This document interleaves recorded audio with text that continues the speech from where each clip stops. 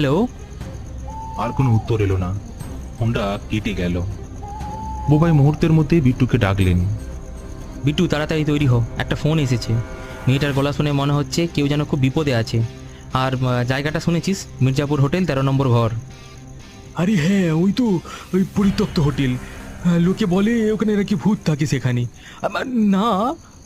দেখ, ভূত থাক বা মানুষ, আমরা যাচ্ছি।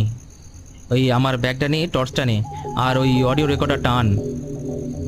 তারা বেরিয়ে পড়ল সেই রহস্যময় জায়গাটার দিকে, মির্জাপুর হোটেল।